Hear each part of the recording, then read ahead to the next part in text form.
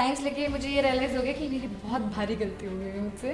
Career options में ये थे, सीए कर लो, बीकॉम कर लो। जब मैं बाहर पढ़ने जाना चाहती थी तो मेरे पेरेंट्स ने बोल दिया कि नहीं जाना। Putting my passion separately and my job focus separately. As a career अगर मैं बात करूँ तो उससे मेरे अंदर बहुत ग्रोथ हुई, वो कॉन्फिडेंस आया। मैं मेरठ से हूँ, बट अगर मैं अपने लिटरली बचपन की बात करूँ तो जो जहाँ मेरा जन्म हुआ वो एक टाउन था। वो मेरठ से ऑलमोस्ट लाइक 25 किलोमीटर दूर है ना। और टाउन का बेसिकली मतलब जो हमें किताबों में पढ़ाया जाता है वो होता है कस्बा। कस्बा बेसिकली एक ऐसी जगह होती है जो विलेज होता है, विलेज से थोड़ा सा ऊपर आता है, लेकिन वहाँ पे थोड़ी सड़कें होती हैं, एजुकेशन सिस्टम थोड़ा सा बेहतर होता है। लेकिन जो मेरा टाउन था ना, वहाँ पे ऐसा था कि जैसे ही आप सिर्फ उस टाउन में एंटर करते हैं आपको धचकियाँ लगती हैं, है ना। धचके यानी कि अच्छा, हर दूसरे कदम पे गड्ढे थे सड़कों पे, तो आप चल नहीं सकते स्ट्रेट। हाँ मतलब ठीक है, क्योंकि ठीक है, बहुत ज़्यादा गड्ढे समझ थे गई। वहाँ पर, है ना। और वहाँ पे स्कूल्स भी ऐसे कुछ खास नहीं थे, एंड घर भी ऑलमोस्ट काफ़ी सारे घर वहाँ पे ऐसे थे कि जो मिट्टी के बने हुए थे, तो वो काफ़ी ज़्यादा विलेज वाली वाइब भी देता था। अगर मैं अपनी स्कूल एजुकेशन की शुरुआत करूँ तो वो वहाँ के एक पास के स्कूल में हुई थी, and it was a like सरकारी स्कूल। और अगर मैं उस स्कूल की बात करूँ ना तो ऐसा था कि ऐसे ना मैट्स होते हैं, हाँ। वो सारे बिछे हुए होते थे और वहाँ पे हम जाके बैठते थे, लाइक जैसे टिपिकल एक गांव के स्कूल की तस्वीर होती है ना, बिल्कुल वैसा ही आप इमेजिन कर सकते हैं। तो वहाँ पे ऐसा था कि वहाँ पे टेबल चेयर थी और सिर्फ स्कूल था, मतलब ऐसा कुछ एक्टिविटीज़ नहीं होती थी जो आजकल की अगर हम स्कूल की बात करें तो वैसी एक्टिविटीज़ होती हैं। तो जस्ट दैट कि वहाँ पे आपको जाना है और आपको आ जाना है पढ़कर। मैंने अपनी ज़िंदगी में कंप्यूटर ना पहली बार 3rd क्लास में ही चलाया था। ओके, तो चलो आपके स्कूल में चलते हैं। So Ishika, when you were in school, तब आपने क्या सोचा था कि आप बड़े होके क्या बनना चाहते हो? तब के बारे में अगर मैं थोड़ा सा सोचूं ना, सो हमारे दिमाग में ना सिर्फ उस टाइम पे एक ही प्रोफेशन आता है, और मेरे दिमाग में भी वही प्रोफेशन आता था, वो था टीचर। अच्छा। क्योंकि हम उनको ही देखते थे। उसके अलावा क्योंकि टीवी मैंने बहुत लेट देखना शुरू किया, है ना, तो उसके अलावा कोई ऐसा एक्सपोजर नहीं था। अगर मैं बहुत छोटी इशिका की बात करूं तो वो क्या सोचती थी, वो टीचर बनने की सोचती थी। लेकिन जैसे जैसे वो बड़ी हुई, है ना, और जैसे फॉर एग्जांपल अगर मैं बात करूं, मैं 8th क्लास में आई तो मैंने एक अपने भैया को देखा कि वो फैशन डिजाइनर बनना चाहते हैं, है ना। एक्चुअली वो फैशन डिजाइनर का कोर्स कर रहे थे, ठीक है ना, and then he started working as a fashion designer. तो वो मेरे को काफी फैसिनेटिंग लगा, तो मैंने सोचा चलो फैशन डिजाइनिंग करेंगे बड़े होके। दो I was pathetic in drawing, but मेरे को ना बड़ा फैसिनेशन होता था जब वो घर पे बैठ के ना ड्राइंग्स कर रहे होते थे अपनी बड़ी बड़ी ऐसे, मतलब इनफैक्ट मेरे को लगता था ये मुझसे भी बड़ी ऐसे ड्राइंग बुक्स होती थी, है ना। और स्टिक फिगर्स भी नहीं बनती थी आर्ट क्लास में, बड़ी मुश्किल से पास होती थी मैं तो। एग्जैक्टली मेरा भी सेम सीन था। बट द थिंग इज कि ना मेरे को बहुत इंटरेस्टिंग लगता था। ऐसे ही फिर एक बार मैंने अपने खुद के बड़े भैया को देखा कि उनका जो इंटरेस्ट है वो होटल मैनेजमेंट में है, तो तब मैंने सोचा कि चलो होटल मैनेजमेंट की तरफ चलते हैं, क्योंकि वो मेरे को इंटरेस्टिंग लगा। तो इट वाज लाइक कि लाइफ के हर फेज के साथ में वो चीज़ें बदलती गई। तो मतलब जो आपकी लाइफ में इन्फ्लुएंशियल लोग थे या जिनको आप लुकअप करते थे, व्हाटएवर दे वर चूजिंग, वो आपके लिए मतलब सेफ ऑप्शंस बनते गए कि यार ये तो कर ही सकते हैं, ये करना है, ये करना है, राइट। तो वो एस्पिरेशंस बनती रही आपके लिए। एग्जैक्टली। इंटरेस्टिंग। आप क्या बनना चाहती थी विदुषी जब जब छोटी थी? अगर मैं बात करूं कि 8 साल की विदुषी क्या बनना चाहती थी? आई थिंक 8 साल में बच्चा 6-7 में होता है, राइट। तो मुझे याद है 6th क्लास में हम स्कूल में बैठे थे, एक बोर्ड डेकोरेशन कंपटीशन चल रहा था। पता नहीं क्यों मुझे वाली डिटेल याद है, लेकिन मैं उसके एकदम नीचे बैठी हुई थी और हमें एक फॉर्म भरना था उस दिन कि what do you want to be when you grow up. और उसमें मैंने लिखा था आर्मी डॉक्टर। मुझे बड़े होकर आर्मी डॉक्टर बनना था। क्यों? क्योंकि आर्मी है जो दुनिया की सेवा करती है, मतलब कंट्री की सेवा करती है। तो I wanted to serve those who are serving us. बड़ा नोबल थॉट था कि यार आर्मी डॉक्टर बनना है। फिर मेरे को पता लगा कि इसके लिए बहुत पढ़ाई करनी पड़ती है और मतलब मेडिकल लेनी पड़ेगी, और मतलब एक 8 साल के बच्चे को ये बता दिया बेटा हमारे पास तो पैसे भी नहीं है इतने पढ़ने के, मतलब it will take 10 years to study and too much money. So eventually वो ड्रीम तो मेरी फेड आउट हो गई।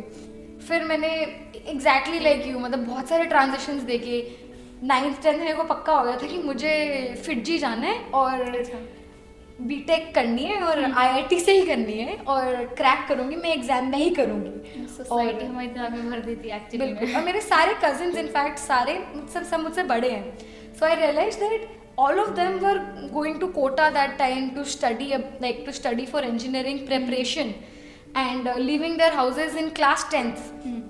So I was like, ये कर रहे हैं तो सही कर रहे होंगे, हमें भी यही करना चाहिए। Very sure in 10th, and then I realized that even now the fees is very expensive, plus हर हफ्ते 12 घंटे की कोचिंग। तो आई सेड सॉरी ये तो नहीं हो पाएगा, but I take up science and I figure out what I want to do. क्योंकि एक चीज़ बोल दी गई थी हमें कि आपके ऑप्शंस खुल जाएंगे अगर आपने साइंस ले ली, करियर ऑप्शंस एक्सपैंड हो जाएंगे। तो under that impression I took up science, and science लेके मुझे ये रियलाइज हो गया कि मेरी बहुत भारी गलती हो गई मुझसे, ये नहीं करना था मुझे। फिजिक्स और मैथ्स बहुत पसंद थे, लेकिन प्रेशर में नहीं पढ़ सकती मैं इन्हें। So in 12th I realise that I loved English literature, और मुझे आगे जाके लिटरेचर ही पढ़नी है। So what I am trying to tell you is कि 12th में भी नहीं पता था आगे क्या करना है, इतना ही फिगर आउट हुआ था कि इंग्लिश पढ़नी है। तो that is where I was at. I think ये आपने काफ़ी इंटरेस्टिंग चीज़ बोली, क्योंकि अगर मैं अपनी 12th की बात करूँ, मेरे को ये पता ही नहीं था कि मतलब मुझे कौन से सब्जेक्ट में इंटरेस्ट है। लाइक इवन 12th तक भी I was scoring good in accounts, scoring good in English, maths को छोड़ के, मतलब बाकी सारी जगह ना मेरा बढ़िया स्कोर था। मतलब ऐसा कुछ नहीं था कि बिजनेस स्टडीज ना मुझे बहुत ही, मतलब ऐसा नहीं था कि मेरे को आगे जाके बीबीए करना है ना, मतलब मैं वो फिगर आउट ही नहीं कर पाई थी, मतलब 12th में आके। सो मेरे को ना ये एक्चुअली में जानना है कि how did you figure out कि मुझे इंग्लिश लिटरेचर ही पसंद है। बहुत ही मेरा फेवरेट क्वेश्चन आंसर करने, क्योंकि मैं नालायक थी। मतलब मैं 10th तक बहुत बोलते हैं ना आउटस्टैंडिंग स्टूडेंट्स, 6 साल का मेरा एकेडमिक रिकॉर्ड था, स्कॉलर्स गोल्ड मेडल मिला था मुझे स्कूल में। 11th में आके फुस हो गई एकदम, कुछ समझ नहीं आ रहा था क्या चल रहा है। I wanted to go out, perform, do various competitions, but अब मेरे को बोला कि आपको जेल में बंद कर दिया, पढ़ो। और एक्सपेक्टेशन भी यही थी घर से कि now give everything up in your life, else apart from studies, मतलब 11th 12th पढ़ लो बेटा, लाइफ सेट हो जाएगी वाला सीन था। But I realise that during classes also, physics पढ़ रहे हैं, केमिस्ट्री पढ़ रहे हैं, वो काले पन्ने वाले रजिस्टर्स होते थे जिन पे हम प्रैक्टिस करते थे, सस्ते आते थे वो। एंड उनके लास्ट पे मैम आगे पढ़ा रही है, मैं लास्ट पेजेस पे ना फिजिक्स के या मैथ्स के आयोटा में पोएम लिख रही हूँ। मतलब you are like an iota, मतलब you are imaginary and also negative. तो ये सारी चीज़ें केमिस्ट्री के कॉन्सेप्ट्स लेके, फिजिक्स के कॉन्सेप्ट्स लेके आई वाज राइटिंग पोएट्रीज। तो मुझे रियलाइज हुआ कि मुझे तो इस तरह का किसी ने गाइड ही नहीं किया कि अगर आप एक साइंस स्टूडेंट हो पर आपका इंटरेस्ट पोएट्री राइटिंग में है और आप बोलते अच्छा हो, डेक्लेमेशन अच्छा करते हो, you can explore other things also. ज़रूरी नहीं है बीटेक करनी। ऊपर से मेरी लाइफ में एक बहुत अच्छे मेंटर थे जिन्होंने एक ऐसी चीज़ बोली कि मेरा विश्वास उठ गया उनसे। उन्होंने बोला बेटा लाइफ में जो करना कर लेना, पहले इंजीनियरिंग एग्जाम क्लियर कर लो। यार जिस रास्ते जाना ही नहीं वहाँ क्यों जाए। So what I am trying to say is कि मुझे उस दिन समझ में आया जब मैंने अपनी किताबों के बीच में नॉवल रख के पढ़नी शुरू की। 12th में सीरियस होते हैं लोग, और मैंने ये किया, मैंने कहा अब तो मुझे समझ आ गया, this is where I want to go. काफी फिल्मी साउंड किया एक्चुअली, ऐसे जैसे वो उड़ान में मेरे को है ना। यस एग्जैक्टली वैसे। 12th के बाद ऐसा कोई प्लान नहीं था मेरा, मतलब जैसे लोग के पास प्लान होता है ना कि मैं ग्रेजुएशन अपनी इस कॉलेज से करूँगा, पोस्ट ग्रेजुएशन इस जगह से, और मैं अपनी पहली जॉब यहाँ पे लैंड करूँगा। Right. To be very honest, मेरे पास ऐसा कोई प्लान नहीं था, मेरे पास ऐसा कोई भी प्लान नहीं था। आई वॉज क्लूलेस, मतलब मेरे दिमाग में ये था सिर्फ कि 12वीं में अच्छे नंबर आ जाएं ताकि मेरे को ड्यू में एडमिशन मिल जाए। राइट। ठीक है। अब मैंने अपनी 12वीं ख़त्म की है ना, और फिर सोचा कि चलो अब तो 12वीं भी हो गई है। इनफैक्ट मेरे को याद है कि मेरा जो लास्ट एग्जाम था वो अकाउंटेंसी का था, एंड दैट वाज ऑन 31 मार्च। ठीक है। अब 1 अप्रैल आ गई है और अब आपको सोचना है कि आपको अपने करियर में क्या करना है। मेरे दिमाग में कुछ प्लान नहीं था। मतलब मैं अपने दोस्तों से बात करती थी तो एक लड़की बोलती थी कि मेरे को MBA करना है इन HR, मतलब उसको इतना क्लियर था कि उसको MBA इन HR करना है। कौन सी स्पेशलाइजेशन में करना है, कौन सी स्पेशलाइजेशन में करना है, एग्जैक्टली है ना। मेरी एक फ्रेंड को पता था कि उसको डॉक्टर बनना है, और मेरी एक फ्रेंड को पता था कि उसको समथिंग इन क्रिएटिव फील्ड में जाना है। बट मेरे को ना अपने फोटे नहीं बताते। ये दोस्त बड़े खतरनाक होते हैं जिनको सब पता होता है उन्हें क्या करना है पहले से ही, हमारी लाइफ खराब कर देते हैं। हाँ मतलब लाइफ एक्चुअली खराब तो नहीं करते हैं, बट उनसे ना आपको बहुत जेलेसी फील होती है, मुश्किल कर देते हैं। इन लोगों को पता है लेकिन मुझे क्यों नहीं पता है। तो मेरे साथ भी ना ऐसा ही सीन था कि मुझे कुछ पता नहीं था। सो अब क्योंकि मैंने कॉमर्स लिया था तो मेरे पास ना करियर ऑप्शंस में ये थे, सीए कर लो, बीकॉम कर लो, क्योंकि वो मेरे काफी सारे फ्रेंड्स कर रहे थे, है ना, क्योंकि उनका प्लान था कि बीकॉम करेंगे साथ में सीए खत्म करेंगे और जाके सीए बनेंगे। मेरे पास ऐसा कोई प्लान नहीं था क्योंकि मुझको सीए में कोई इंटरेस्ट नहीं था, है ना, और दूसरे मेरी जो दीदी थी वो ऑलरेडी सीए कर रही थी और वो कहीं ना कहीं उस कोर्स में फंस गई थी, क्योंकि उस कोर्स में बहुत ज़्यादा बार एग्जाम देने होते हैं और बहुत बार फेल भी होते हैं। सो उन्होंने एंड क्योंकि वो एल्डर थी मेरे घर में, सो उन्होंने ये डिसाइड किया कि मतलब इसको ना थोड़ा सा अलग कोर्स करवाते हैं, क्योंकि बीकॉम जैसे मैंने बताया कि एक दूसरा ऑप्शन था वो मेरे को नहीं करना था। तो चूंकि मतलब मेरा थोड़ा सा I was into debates and everything, थोड़ा बहुत ज़्यादा नहीं। सो हमने डिसाइड किया कि हम मास कॉम के लिए जाते हैं। तो मेरा मन था कि मैं एक मतलब हमने डिसाइड किया, मतलब आप, मतलब मैंने और मेरी बहन ने, और एंड देन हमारी पूरी प्रेशर डिसीजन तो नहीं था ना, मन से ही क्या था? ये प्रेशर डिसीजन नहीं था। एंड इसका एक रीजन ये भी था, चूंकि मैं ना चाहती थी कि अगर मैं बीकॉम भी करूंगी ना तो वो मैं मेरठ से नहीं करूंगी, मेरे को डीयू जाना है। मतलब मेरी ना हमेशा से ही इच्छा थी कि मैं किसी दूसरे शहर में, और वो उस टाइम पे दिल्ली था, है ना, कि मैं दिल्ली यूनिवर्सिटी जाके पढ़ाई करूं। एंड एक्चुअली मैं एक फैक्ट तो नहीं कहूँगी, बट एक तरीके से एक एस्पिरेशन होती है कि जब आप मेरठ जैसे छोटे टाउन से होते हैं ना, तो आप चाहते हैं कि आप एक बड़े शहर में जाएं और वहाँ पे अपनी पढ़ाई परस्यू करें, क्योंकि मेरे काफ़ी सारे फ्रेंड्स ऐसा चाहते थे, है ना, काफ़ी सारे फ्रेंड्स गए भी, और मैं भी ऐसा ही चाहती थी कि मैं भी बाहर जाके पढ़ाई करूं। बट समहाउ मेरे पेरेंट्स के थोड़े से रिजर्वेशंस थे, उनको लगता था कि जब तुम्हारी बहन ने मेरठ में पढ़ाई की है, तुम्हारे तो बड़े भाई ने भी यहीं पे पढ़ाई की है, तो तुम भी यहीं पे पढ़ाई कर लो। सो मतलब कहीं ना कहीं अच्छा, तो मास कॉम फिर मेरठ से ही किया थी? मास कॉम फिर मैंने मेरठ से ही किया, और फिर मैंने सोच लिया कि यार जब इन दोनों ने किया है तो मैं भी, मतलब मैंने कॉम्प्रोमाइज कर लिया उस टाइम पे, और वो फिर कॉम्प्रोमाइज किया तो मैंने सोचा कि चलो मास कॉम ही कर लेते हैं, और कोई खास ऑप्शन है नहीं मेरे हाथ में। तो But you don't sound too happy about that. मतलब which part are you not happy about? Compromise या course? Compromise definitely. मतलब क्योंकि मतलब मेरा ऐसा कोई खास ड्रीम नहीं था उस टाइम तक, लेकिन वो एक छोटा सा ड्रीम था, है ना, बाहर जाके पढ़ना है। हाँ, कि बाहर जाके पढ़ना है ना। और जब आपका पहला ड्रीम ही एक तरीके से काइंड ऑफ क्रश हो जाए, उसको कोई बढ़ावा ना मिले, है ना, कोई ये कहने वाला ना हो कि हाँ जाओ तुम परस्यू करो, कोई बात नहीं। अगर मुझे ऐसा लगता है कि उस टाइम पे मेरी बहन जो शायद एल्डर थी और वो थोड़ा सा मम्मी पापा को इन्फ्लुएंस करने की कोशिश करती, तो चीज़ें थोड़ी सी बदल सकती थी। मतलब अगर वो थोड़ा सा उनको कहती कि कोई बात नहीं, अगर मैं नहीं जा पाई, भैया नहीं जा पाए, तो ये चली जाए, बट उन्होंने ऐसा किया नहीं, and she accepted that decision, है ना। मतलब मैंने तो एक्सेप्ट कर ही लिया था और उन्होंने भी वो एक्सेप्ट कर लिया था, और फिर उन्होंने मेरा एडमिशन जाके सीधा मास कॉम में करा दिया। एंड मतलब बस मेरे को थोड़ा सा यही इसी बात की खुशी थी कि हाँ मैं थोड़ा सा अलग कोर्स कर रही हूँ अपने फ्रेंड्स वगैरह के कंपैरिजन में। बहुत ज़्यादा अपॉर्चुनिटीज़ नहीं थी। जैसे कि अगर आप किसी बड़े शहर में जाते हैं तो आपके सामने ना एक होल न्यू वर्ल्ड खुलकर आता है ना। मेरे सामने ऐसा कुछ खुल के नहीं आया था कॉलेज में, है ना। मतलब वहाँ पे इट वाज लाइक थोड़ा सा ना स्कूल के सिमिलर ही चीज़ें थी, है ना। इट वाज लाइक कि आप कॉलेज जा रहे हैं, कॉलेज से वापस आ रहे हैं, है ना। कोई क्योंकि आप ना अपने ही शहर में मतलब अपने ही शहर में आ जा रहे हैं, तो कुछ नया देखने के लिए और कुछ नया ऐसा जानने के लिए नहीं था, है ना। ना एनवायरनमेंट चेंज हुआ ना शहर चेंज। गॉट इट हाँ। तो उसी शहर में आप जा रहे हैं, बट ये था कि बस थोड़े से लोग नए मिले, है ना, जिनके शायद अलग अलग पर्सपेक्टिव्स थे, है ना।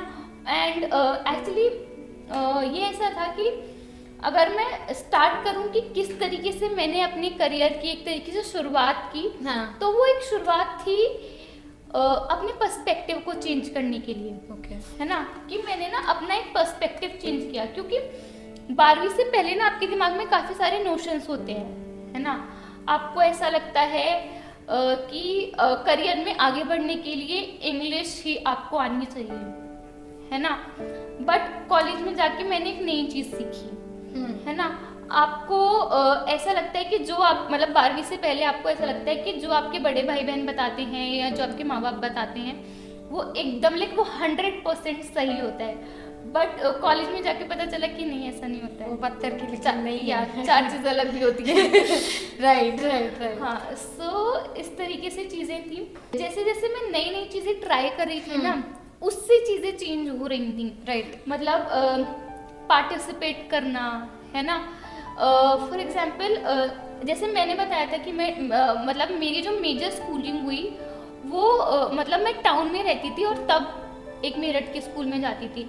तो वहाँ पे जो मेरा जो मतलब ट्रैवल था ना, इट वाज लाइक इधर या तो हम रिलेटिव्स के घर पे चले गए या फिर हम अपने घर से स्कूल चले गए, and that too through school bus, okay, है ना। कुछ इस तरीके का नहीं था कि मेरे पापा मुझे छोड़कर आ रहे हैं या फिर मैं साइकिल से इस तरीके से कुछ जा रही हूँ, वो स्कूल बस में था। तो यानी कि एक सर्टेन पाथ मतलब एक आपकी जर्नी एक जगह से शुरू होती है, एक जगह पे खत्म होती है और वैसे सालों तक चलती रहती है। क्वाइट लिटरली मतलब हाँ, वही सड़क, हाँ वही सड़कें, ठीक है ना। बट जब मैं कॉलेज में गई ना तो मैंने अलग अलग जगह जाना शुरू किया, है ना, एंड वो भी खुद से पब्लिक ट्रांसपोर्ट से। उससे पहले मैंने कभी पब्लिक ट्रांसपोर्ट से सवारी नहीं किया था। वाओ, है ना। तो it was a new thing for me. पापा ने 24 साल की उम्र में जॉब करके 4 भाई बहन पढ़ा भी लिए, उनकी शादी कर दी सिर्फ अपनी सैलरी में। मात्र 800 रुपये उनकी फर्स्ट सैलरी थी। तो he always used to tell me कि बेटा ये पढ़ाई हमारी लग्जरी नहीं है, हमारी ज़रूरत है। क्यों? क्योंकि पढ़ेंगे तो नौकरी लगेगी, नौकरी लगेगी तो घर चलेगा। तो I was brought up with this mindset कि नौकरी तो करनी करनी, इसके अलावा तो कहीं जा ही नहीं सकते। कोई और बिजनेस चलाना तो मतलब इम्पॉसिबल है हमारी फैमिली में, ठीक है। तो मतलब 12th से समझ आ गया कि ऐसा कोर्स चुनना चाहिए जिससे जॉब लगे। तो मतलब इमेजिन मेरा एडमिशन हो गया दिल्ली यूनिवर्सिटी के बेस्ट कॉलेज में, LSR पहुंच गई मैं मेरे पसंद के कोर्स में। फर्स्ट डे मेरे पापा ने मुझसे पूछा बेटा इसके बाद नौकरी लग जाएगी? मतलब वो आज मतलब मेरे ग्रेजुएशन के लास्ट डे तक मुझसे पूछते थे बेटा BA इंग्लिश ऑनर्स वालों की नौकरी लगती है? तो इसका जवाब मेरे पास तब तक नहीं था जब तक लग नहीं गई। एंड मेरा फर्स्ट डे ऑफ कॉलेज बहुत इंटिमिडेटिंग था मेरे लिए कि वहाँ पे कंट्री वाइड टॉपर्स आए हुए थे। तो अगर 300 बच्चों का बैच है तो 300 के 300 में से 280 हेड गर्ल्स थी अपने अपने स्कूल की। तो गर्ल्स कॉलेज था, 280 हेड गर्ल्स, मैं तो कुछ भी नहीं थी उनके सामने। कहाँ राजा भोज, कहाँ गंगू तेली वाली फीलिंग आ गई मुझे। And I got lost in that crowd. और मुझे लगा था मैं स्कूल से फुल डॉन फीलिंग में गई थी। Now I am nobody, I have to build myself again. तो बिल्ड भी करना है, जॉब भी फिगर आउट करनी है और मस्ती भी करनी है, कॉलेज का एक्सपीरियंस तो लेना ही है। तो it was like you said, बहुत छोटी छोटी चीज़ों ने बहुत नई नई चीज़ें सिखा दी। लाइक मेरे कॉलेज में ऐसे लोग आते थे जिनमें एक कोई साउथ दिल्ली की रिचेस्ट फैमिली से लड़की आती है जिसको रोज़ लंबी गाड़ी में ड्राइवर छोड़ने आता है, लेने आता है। और ऐसे भी लोग थे जिनके पास नेक्स्ट सेमेस्टर की फीस देने के पैसे नहीं थे क्योंकि पापा की सर्जरी होनी थी। तो I saw both sides of the reality. और मैं बहुत ग्राउंड हो गई ये देख के कि यार निकाल लेंगे हम लाइफ में, this is not tough. You have to figure out whom to speak with, किससे बात करनी है, कौन आपको राइट ज्ञान दे देगा। तो ये वो मेरे कॉलेज में इकोसिस्टम बड़ा स्ट्रॉन्ग था कि इससे बात कर लो, इसकी प्लेसमेंट में इतना पैकेज लगा, ये आपको गाइड कर देगा कौन सी बुक से प्रिपरेशन करनी है, कौन से इंटरव्यूज पढ़ने हैं। तो वो बड़ा स्ट्रॉन्ग था वो पूरा सिस्टम। तो बस 3rd ईयर शुरू होते ही मैंने 2nd ईयर में एक इंटर्नशिप कर ली थी गुड़गांव में। And it was a private firm in advertising and I realized मुझे मज़ा तो बहुत आया, पैसे मिल गए, ट्रैवल खर्चा कवर हो गया। But I realise after the internship ended कि ये तो मुझे नहीं करना। तो मेरी लाइफ में एक चीज़ जो मेरे साथ लकीली होती गई वो था प्रोसेस ऑफ एलिमिनेशन, कि ये नहीं करना, ये नहीं करना, ये नहीं करना, क्या करना ये नहीं पता पर ये सब नहीं करना। But anyway in 3rd year मेरे पापा ने घंटी बजाई मेरे कान के पास कि now it's time to think about your future very seriously. And I asked him, actually उन्होंने मुझसे पूछा कि क्या करना है, और मेरी नौकरी तो लगी ही नहीं थी, प्लेसमेंट्स इंग्लिश ऑनर्स के लिए तो आती ही नहीं थी, बहुत कम जॉब्स थी जो हमें लेती थी. एंड पापा ने एक दिन पूछ लिया कि बेटा क्या चल रहा है, मार्च आ चुका है, मई में आपकी ग्रेजुएशन है. तो मैंने कहा पापा, I was a theatre student, मैंने कहा पापा मुझे थिएटर करना है 2 साल, आप मुझे जाने दोगे? हाँ मैं जाने दूंगा, मैं पैसे भी दे दूंगा, टाइम भी दे दूंगा, पर एक कागज़ पे प्लान लिख के दे दे अपना. और मेरी जान निकल गई, because it was very difficult. मैं डिले कर रही थी कुछ चीज़ें अपनी लाइफ में, बिकॉज मुझे लग रहा था this is the easy way out, क्योंकि मुझे वो हार्डशिप से नहीं जाना था, ऑफ रियलाइजिंग कि मेरे लिए जॉब है ही नहीं मार्केट में. एंड जब पापा ने मुझसे प्लान मांगा तो मैंने वापस आके बोला पापा मैं जॉब कर लूँगी, I just start applying for placements.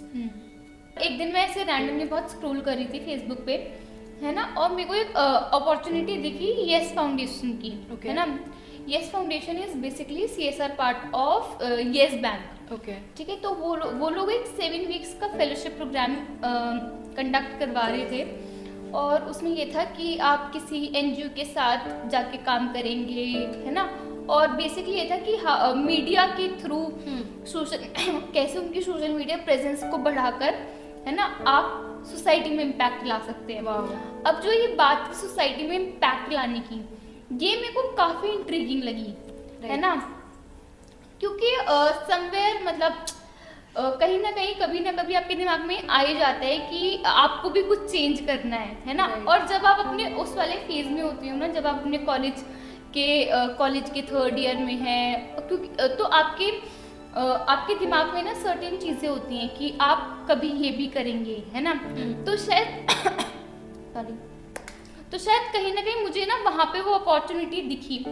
सो मैंने सोचा बहुत रैंडमली कि चलो अप्लाई कर देते हैं. आई गॉट सिलेक्टेड, और फिर वो मेरा एक फेलोशिप सेशन स्टार्ट हुआ. जब एक छोटी ऑर्गेनाइजेशन में आप काम करते हैं ना, तो आप बहुत सारी ऐसी चीज़ें सीखते हैं जो बड़ा ऑर्गेनाइजेशन आपको कभी नहीं सिखा पाएगा. Very true. जब सोशल इम्पैक्ट की बात आती है या किसी और की ज़िंदगी में बदलाव लाने वाली जो फीलिंग होती है, वो मेरे बहुत ही ज़्यादा क्लोज थी. And in my 3rd year when my entire batch was preparing for placements, cut throat competition होता है ना कॉलेजेस में कि यार कंपनीज आ रही हैं back to back, case studies की पढ़ाई हो रही है. I was lost. मुझे नहीं समझ आ रहा था कि मैं कौन सी स्टडी पढूं. मैं बैकग्राउंड ही नहीं है मेरा तो इकोनॉमिक्स में या कॉमर्स में, बट मेरे को जॉब वही वाली चाहिए क्योंकि वहाँ पैसे ज़्यादा है. और तो वो पूरे कन्फ्यूजन में मैंने रियलाइज़ किया कि मुझे चीज़ ड्राइव क्या कर रही है, which was what you said, social impact. तो मैं बहुत सालों से थिएटर कर रही थी, नाटक कर रही थी, ड्रामा, इधर उधर कॉम्पिटिशन्स में. कॉलेज में मैंने 3 साल थिएटर किया. तो मैंने और मेरे 2 दोस्तों ने मिलकर भी एक NGO के साथ काम करना शुरू किया, which was also in Chanakyapuri area in Delhi. तो हम वहाँ पे बच्चों को थिएटर सिखाते थे. 2-3 महीने हमने सिखाया, काफ़ी लर्निंग्स हुई. मतलब इमेजिन, वो मेरी लाइफ का पहला ऐसा प्रोजेक्ट था जो मैंने सोचा, पेपर पे लिखा, बाहर जाके इम्प्लीमेंट किया, एग्जीक्यूट किया, रिजल्ट निकला और बच्चे बहुत हैप्पी थे. And that NGO was also very happy. मतलब putting children from a Basti on stage was happiest moment of my life while standing on that stage. And but वो experience एक surreal dream थी कि अरे यार ये तो मेरी आइडियल लाइफ है. बट फिर मैं रियलिटी में वापस आ गई. मेरे साथ वाले लोगों के एक्चुअली प्लेसमेंट शुरू हो गई. मेरे सीनियर का 18 लाख का पैकेज लग रहा है, 18 lakhs पर एनम. मतलब गिनती भी छूट गई कितने पैसे आएंगे पर मंथ. मेरे लिए तो वो गोल बन गया था ना कि यार मुझे वैसा ही बनना है. And that's when I realized that I have to now figure out my way through it. कि मैंने ड्रीम तो जी ली, but I have to come back to reality. And that's when I started, putting my passion separately and my job focus separately. और वो बहुत difficult था मेरे लिए अपने आप को डिटैच करना. तो एक प्रोसेस बनाया मैंने अपने लिए कि यार पहले मैं हाईलाइट करूँगी अपॉर्चुनिटीज़ जो मुझे चाहिए, मतलब किस फील्ड में चाहिए, एजुकेशन में चाहिए, टीचिंग में चाहिए, कहाँ चाहिए. फिर जाके गूगल पे रिसर्च किया कि इस फील्ड की इंटरसेक्शन में कौन सी कंपनी काम करती है. कि मान लो थिएटर और एजुकेशन की, या सिर्फ एजुकेशन एंड NGO की, कोई ऐसी कंपनीज हैं या ऐसी कोई फाउंडेशन है जो हायर कर रही हैं या जिन्हें जॉब्स चाहिए. 19 साल की उम्र में मैंने अपने कॉन्फिडेंस पे, अपने स्किल, अपने टैलेंट की वजह से, not caring about my course background, I got hired by a company which came to my campus. बस मेरे पापा मम्मी के लिए कैंपस प्लेसमेंट हो गई, बहुत बढ़िया, ये नहीं फर्क पड़ता क्या जॉब है. And so that's what I think that is where my regret lies, you know, कि वो कैंपस प्लेसमेंट के चक्कर में मैंने इतने प्रेशियस डेज खराब कर दिए ये ढूंढने में कि कैंपस प्लेसमेंट हो जाए, instead of you know spending time with what I really wanted to do and to satisfy my parents' dream. So I think this is something that you also mentioned. थोड़ी और fight मारती. काश मैंने अपने पापा को वो प्लान लिख के दे दिया होता उस पेपर पे कि पापा मुझे 2 साल करना है थिएटर, डायरेक्शन करनी है, एक्टिंग करनी है, फिल्म करनी है. मे बी मैं फेल हो जाती, but what if I did not. तो I think that's one of the regrets कि मैंने वो डर के कारण वो प्लान नहीं लिख के दिया पापा को पेपर पे, and I succumbed to what they said कि बेटा कैंपस प्लेसमेंट चाहिए. And I am just curious to know कि is there a similar regret that you have, और you know completely different regret कि यार ये क्यों किया मैंने, या ये क्यों नहीं किया. एक्चुअली थोड़ा सा पीछे सोचती हूँ. मेरे करियर का अगर मैं रिग्रेट बोलूँ, नॉट एंटायर लाइफ, तो मेरे करियर का रिग्रेट यही था कि जब मैं 12th में थी और जब मैं बाहर पढ़ने जाना चाहती थी, है ना, तो मेरे पेरेंट्स ने बोल दिया कि नहीं जाना, क्योंकि आपके बड़े भाई बहन नहीं गए तो आप भी मत जाइए, है ना. तो उस टाइम पे मुझे ऐसा लगता है कि अगर मैं अपने पेरेंट्स से एक बार एक कॉन्वर्सेशन करती, प्रॉपर कॉन्वर्सेशन करती कि मुझे क्यों जाना है, है ना, क्या क्या करियर अपॉर्चुनिटीज बाहर का एनवायरनमेंट आपको ऑफर करता है ना. अगर मैं वो एक प्रॉपर कॉन्वर्सेशन उनके साथ सेटअप करती, है ना, ये एक्सपेक्ट करने के लिए कि मेरी बड़ी बहन उनसे जाके बात करेगी या मेरे लिए कोई और बात करेगा, अगर मैं वो एक इनिशिएटिव खुद लेती उस पॉइंट ऑफ टाइम पे, है ना, तो शायद मैं एक बेहतर कॉलेज में होती और जो मेरी जो पहली जॉब थी उसको उस तक बहुत शायद जल्दी पहुंच पाती और एक स्मूथ पाथ के साथ पहुंच पाती. और अगर मैं दूसरे सेम क्वेश्चन में आपसे पूछूं कि वो एक कौन सा डिसीजन था, मतलब कि अगर टाइम मशीन होती डोरेमोन वाली, ओह माय गॉड, तो ऐसे में जाके उसको बदल देती. आई थिंक मैंने 2 साल ना 11th-12th में अननेसेसरी फाइट किया, मतलब अपने आप से, अपने पेरेंट्स से, अपने ट्यूशन टीचर से. इनफैक्ट मैंने अपने स्टडी टेबल के बोर्ड पे लिख दिया था प्रूव देम रॉन्ग, ठीक है, क्योंकि वो कहते थे तेरा कुछ होगा नहीं, तूने साइंस ले लिया, you are basically you are going to get nowhere, because DU में एडमिशन लेने के लिए 98% चाहिए होते हैं. With the kind of efforts you put will be happy if you score 60%. Imagine 6 year scholar gold medal बच्चे को ये बोला जा रहा है, तो उसकी तो हिम्मत पूरी टूट गई. So if I ever get the opportunity to go back and reverse a decision, 100% मैं अपना स्ट्रीम डिफरेंट चूज करती, क्योंकि मेरा सेकेंड ऑप्शन था ह्यूमैनिटीज़ लेना, बिकॉज आई न्यू कि अगर मेरा पैशन ही वही है, अगर मेरे को करना ही आगे इंग्लिश है, अगर वो जो रियलाइजेशन मुझे 12th में हुई वो मेरे को पहले हो जाती, क्योंकि मेरे को गाइडेंस अच्छी मिल जाती, तो आई थिंक मैं वो 2 साल लो ना फील करके, एज ए लूजर ना फील करके. आई रिमेंबर मेरा बोर्ड्स का रिजल्ट आया था और मैंने अपनी इंग्लिश टीचर को मैसेज किया कि ma'am I failed you, and then she said we will talk again in 10 years and see if you still feel the same way. And in the next few months I was not feeling that way. तो I just wish कि वो 2 साल loser की तरह feel करना या failure की तरह फील करना was not worth the time or worth my potential. तो ये तो definitely मैं change करना चाहती हूँ going back. But thanks for sharing this, Ishika. And I just want to say कि हम बातचीत wrap up करें उससे पहले, Ishika, is there something that you would like to tell our friends and all the audience जो ये video देख रहे हैं इस वक्त? मैं अपनी जर्नी में जो मुझे अपने बारे में बात बहुत ज़्यादा अच्छी लगती है और जो शायद आपके लिए भी एक बहुत अच्छी बात हो सकती है, वो थी सीखना. मैंने ना कभी भी सीखना नहीं छोड़ा, है ना. मुझे काफ़ी सारी चीज़ें नहीं आती थी इंटर्नशिप्स में, मुझे काफ़ी सारी चीज़ें नहीं आती थी उस जॉब में, है ना, बट मैंने सीखा, है ना. और वो एटीट्यूड, उस जब माइंडसेट के साथ आप अपने करियर की तरफ पहला कदम रखेंगे ना, तो आई डोंट थिंक कि आपको आगे बढ़ने से कोई भी रोक सकता है, लाइक कोई भी. The only thing that you have to keep in mind is कि you have to learn each and every day, है ना, और उसी से आपके लिए एक नई अपॉर्चुनिटीज हर रोज खुलती जाएंगी।